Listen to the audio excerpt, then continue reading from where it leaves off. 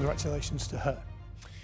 Now, families across the North West with children who have special educational needs and disabilities are right now digesting the government's proposed changes to the system. An extra investment of almost £4 billion will go into early support from April this year. 1.6 will go to early years, including childcare to schools and colleges. 1.8 billion will be given to expert professional support, such as speech and language therapists or educational psychologists. The rest of the money will go to family hubs and to local authorities. Children's needs will be reassessed in Year 6, that's from autumn 2029 onwards, before they go to secondary school. What it does do is place education and vulnerable young people right at the very top of government agenda. And I think that's something, obviously, I would very much support. I think the difficulty comes when you look at the detail then of what's included in those plans and how that's going to translate to parents, to school staff. A lot of that is unknown at the moment. So let's try and get some answers. Dr. Charlotte Bagnall is a senior lecturer in education and psychology at the University of Manchester. She's here. Thank you, Charlotte, first of all, for coming in.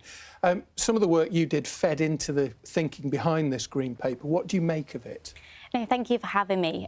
So I think it's fantastic, firstly, that educational transitions are recognised in this legislation, because transitions are critical periods for children and young people, but also their parents as well. They face many different changes, so changes in their school environment, academic expectations, social interactions, which are exciting, but they can also be quite worrisome as well. So it's great that sort of recognition has been made to the significance of transition. But for children with special educational needs and disability, children experience additional structural changes in support during this transition period. So I think acknowledging that is really important. And the thing that, this thing called an Education, Health and Care Plan, an EHCP, is a legally binding thing that up till now schools have had to enact and give the level of support. They've doubled in a decade. That's unsustainable, isn't it? But that's the point at which they're going to be reviewed, that transition that you're an expert in between primary and secondary. Many parents will be worried about that. Yeah, definitely. And what's outlined in the white paper is that they're going to be reassessed when children transition between primary school and secondary school.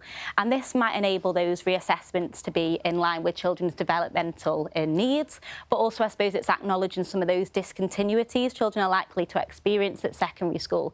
So it will enable those needs to be assessed through a secondary school lens, in line with what children might actually need when they transition to secondary school as well.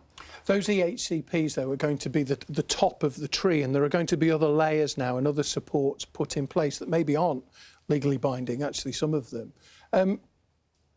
That's going to worry families, isn't it? But the children will be assessed younger now, is that right? Yeah, so it's the aim is to take a more early intervention preventative approach, which is, I suppose, something we're advocating within our research as well. So we've developed, our team at the University of Manchester, a scale which is called the Primary to Secondary School Emotional Wellbeing Scale, or PS-WELS for short. And this scale identifies, what aspects of the transition children might need more support with. Is that something parents can access for themselves? At the moment, it's at the validation stage, so we've got just under 9,000 children across the country who've fed into this research and taken part in the scale. But anyway, it enables us to identify who might be particularly vulnerable during this time, and then what universal support might be needed on a whole class basis, but also what targeted support as well. And this will be particularly important when thinking about that communication between systems and stakeholders, particularly for children with SEND, but also in being able to, I suppose, exchange that information between schools and systems as well. Thank you for coming in. We could talk about this all evening, couldn't we? Because there's so much to talk about, but we're really grateful for you bringing your expertise to it. Dr. Charlotte Bagnall from the University of Manchester.